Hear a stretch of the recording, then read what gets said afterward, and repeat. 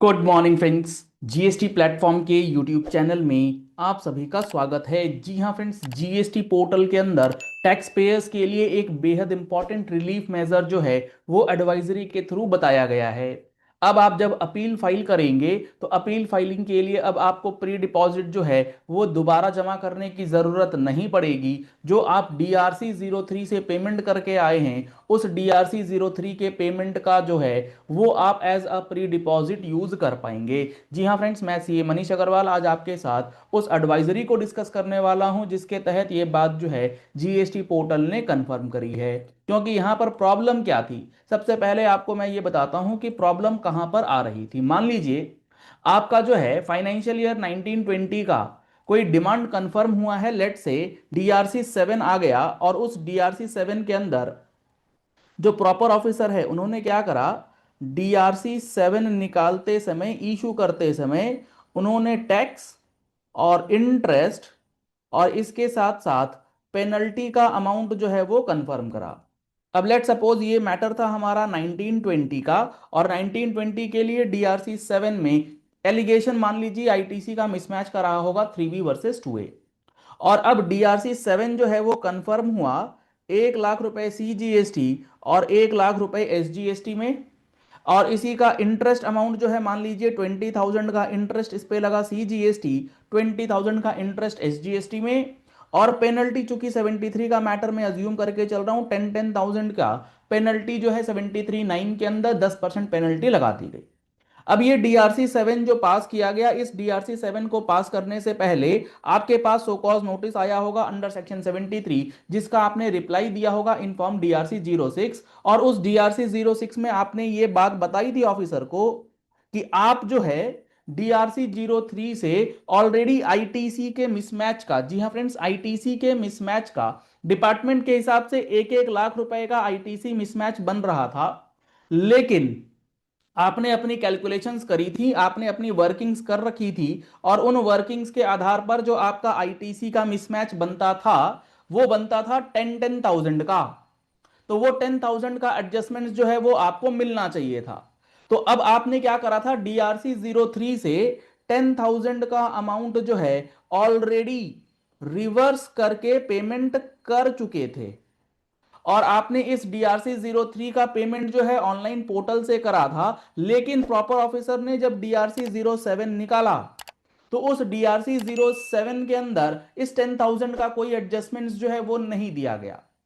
या फिर डीआरसी 07 जो इशू किया गया 1 लाख का किया गया और ये डीआरसी 03 के थ्रू जो पेमेंट हुआ है उसको कहीं भी एडजस्ट जो है जीएसटी डिपार्टमेंट ने, प्रॉपर ऑफिसर ने करा ही नहीं। तो अब प्रॉब्लम क्या आ रही है, अब प्रॉब्लम ये आ रही है कि आपका जो ये 10,000 जमा किया हुआ है डीआरसी 03 से ऑलरेडी, इसका क्या होगा। क्योंकि अब होता क्या है, डीआरसी 07 जब आपके पास आ गया तो अब आप फाइल करेंगे अपील इसका एपीएल 01 के अंदर अंडर सेक्शन 107। जब आप अपील फाइल करेंगे तो सेक्शन 107 सब सेक्शन 6 आपसे बात करता है मैंडेटरी प्री डिपॉजिट की, यानी कि 10% मैंडेटरी आपको प्री डिपॉजिट करना है। अब आप ध्यान से समझिएगा इस बात को, ये जो प्री डिपॉजिट होता है ये होता है ओनली ऑफ टैक्स कंपोनेंट। यहां पर आपको इंटरेस्ट और पेनल्टी का जो है कोई भी प्री डिपॉजिट जमा करने की जरूरत नहीं है। लेकिन इस पर्टिकुलर केस में अगर आप देखेंगे तो हमारा जो टैक्स कंपोनेंट है वो 1 लाख का सीजीएसटी है, तो इसका 10% कितना हो गया, 10,000। सिमिलरली एसजीएसटी में 1 लाख का कंपोनेंट है तो इसका 10% कितना हो गया, 10,000। अब आपको प्री डिपॉजिट जो है ये 20,000 का करना पड़ रहा है, जबकि आपने ऑलरेडी डीआरसी 03 से ये 10,000 का अमाउंट जो है पे कर रखा है। तो अब सवाल ये उठता था कि ये जो हम लोगों ने डीआरसी 03 से ऑलरेडी पेमेंट करा हुआ है, क्या ये हमारे प्री डिपॉजिट में कंसिडर नहीं किया जाएगा। क्योंकि होता क्या है ना, जब डीआरसी 03 आप करते हैं तो डीआरसी 03 का कोई भी डिमांड आईडी जनरेट नहीं होता है, ना ही उस डिमांड आईडी का जो डीआरसी 03 का लिंकेज है वो किसी भी डीआरसी 07 के डिमांड आईडी से लिंकेज होता है। क्योंकि हर डीआरसी 07 का एक अपना डीआईडी होता है, डिमांड आईडी। अब डीआरसी 03 से आपने पेमेंट कर दिया और डीआईडी आपका जनरेट हो गया डीआरसी 7 में, इस दोनों के बीच में कोई लिंक नहीं था, जिसकी वजह से ये अमाउंट प्री डिपॉजिट में नहीं जा पा रहा। अब जीएसटी पोर्टल ने क्या बोला है, सुनना ध्यान से।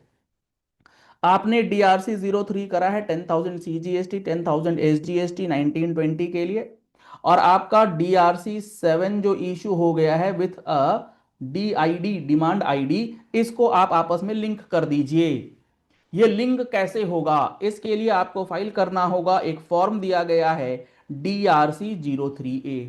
DRC 03A भर दीजिए। DRC 03A भरते समय आप क्या कीजिए, जिस भी DRC 03 से आपने पेमेंट करा है उसका ARN सिलेक्ट कीजिए।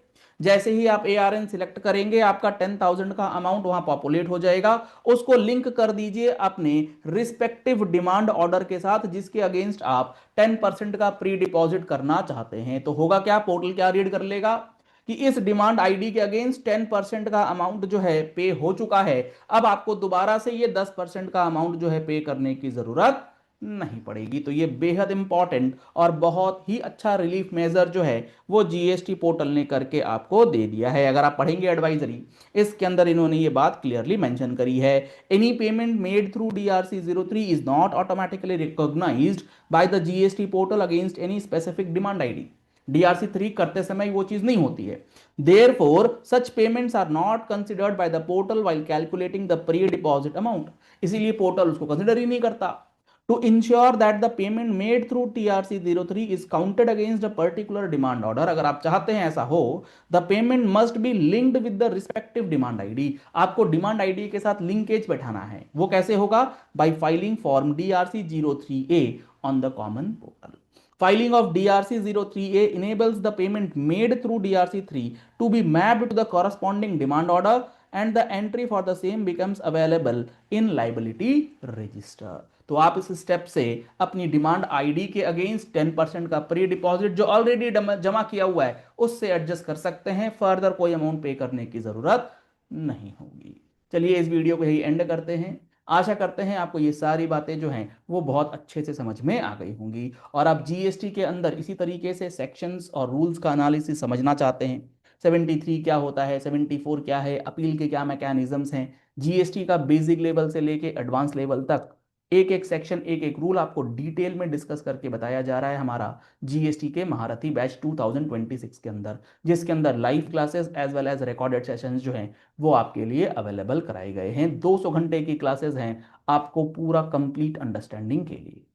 अगर आप इस कोर्स को ज्वाइन करना चाहते हैं तो आप हमारी जीएसटी प्लेटफॉर्म की जो मोबाइल एप्लीकेशन है या वेबसाइट है आप उसको विजिट कर सकते हैं। मोबाइल एप्लीकेशन हमारा अवेलेबल है प्ले स्टोर पर, लिंक आपको वीडियो के डिस्क्रिप्शन बॉक्स में दिया गया है।